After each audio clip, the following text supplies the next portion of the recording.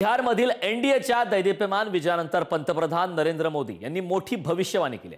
लवकरच काँग्रेसचं आणखी एक विभाजन होणार असल्याचा दावा यावेळी मोदींनी केलाय। मोदी एवढ्यावरच थांबले नाहीत तर त्यांनी काँग्रेसचा माओवाद आणि मुस्लिम लीगशी तुलना करून राजकीय पक्षांना काँग्रेसपासून दूर राहण्याचा सल्ला दिलाय।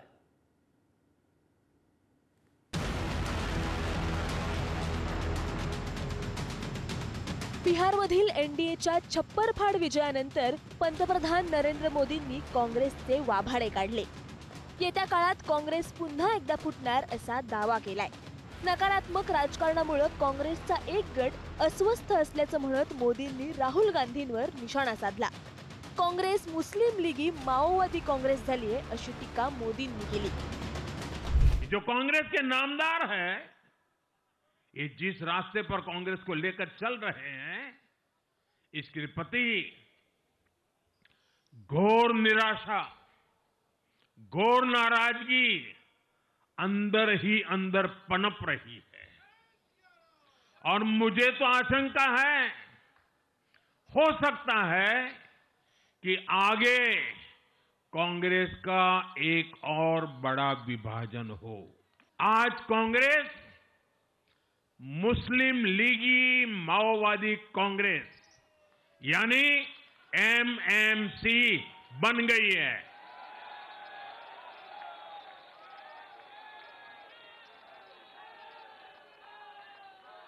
ये कांग्रेस मुस्लिम लीगी माओवादी कांग्रेस है, ये एमएमसी है।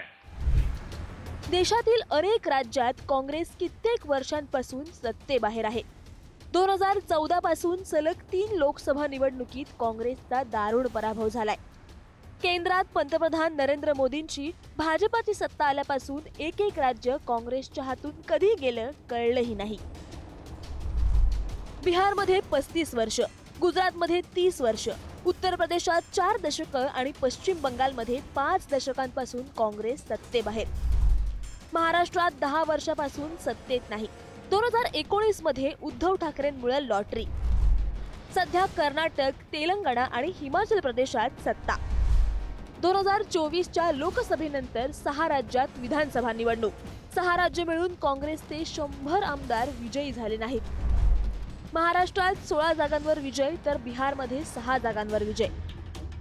राज्यघटनेचा विचार हा काँग्रेसचा विचार आहे हे आपण लक्षात घेतलं पाहिजे। राज्यघटनेचे मूलभूत तत्व हा काँग्रेसचा विचार आहे आणि काँग्रेसचे तत्वज्ञान आणि राज्यघटनेचं तत्वज्ञान हे आपल्या संतांकडून आलेलं तत्वज्ञान आहे, समतेचं तत्वज्ञान आहे। माणसाला माणसाप्रमाणे कायम वागवलं गेलं पाहिजे, सर्व त्यामध्ये समानता आहे।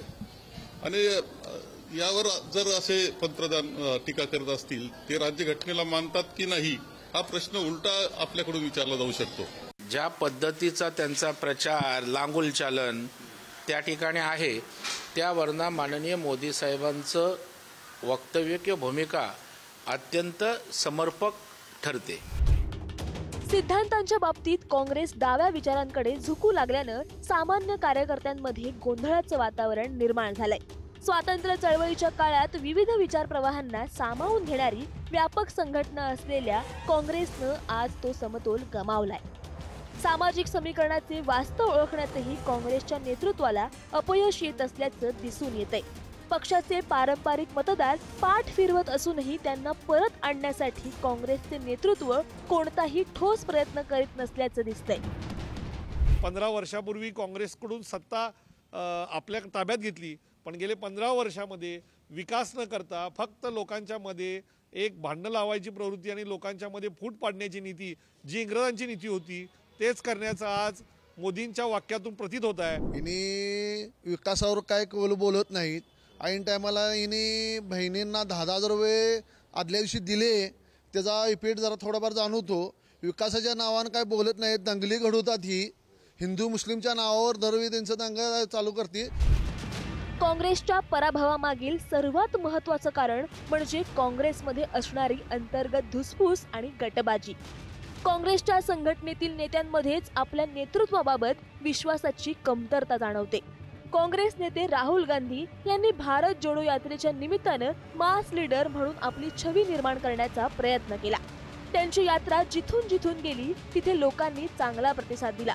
पण मतदानात तेवढं यश मिळताना दिसलं नाही. 60 वर्ष हा देश उभारणीमध्ये, या देशाचा पाया रचण्यामध्ये, आजच्या विकासाचा पाया रचण्यामध्ये काँग्रेस पक्षाचं भरीव काम राहिलेलं आहे. त्यामुळे काँग्रेस पक्ष संपवण्याच्या वार्ता कोणी करू नयेत. काँग्रेसला एवढा मोठा इतिहास आहे, काँग्रेसने सगळे पद बघितलेत, तुकडे फाळणीपासून सगळं बघितलं, पण काँग्रेस पक्ष आजही असणाऱ्याला कित्येकांनी काँग्रेस पक्ष संपवण्याची भाषा केली की काँग्रेस मुक्त भारत, उलट तेच मुक्त होता होता वाचलेत. कसं आहे, त्यांना वयाच्या 75 वर्ष पूर्ण झालेले, त्यामुळं काही अवयव असतात ते काम करत नाही. त्यामुळे काही कान असतील किंवा मेंदूचा भाग असेल, हाही काम करणं थोडंसं कमी जास्त होत असेल. त्याच्यामुळं आपले भारताचे पंतप्रधान हे निश्चित बोलले. एक काळ होता काँग्रेसच सर्वात मोठी ताकदवान संघटना होती, पण आता काँग्रेसची स्थानिक पातळीवर संघटनेत हवी तशी पकड बघायला मिळत नाही. गेल्या काही काळापासून काँग्रेसच्या संघटना अतिशय सुस्त झाल्याचं बघायला मिळतंय. त्यामुळं भविष्यात काँग्रेसचे तुकडे झाल्यास आश्चर्य वाटायला नको. ब्युरो रिपोर्ट, पुढारी न्यूज.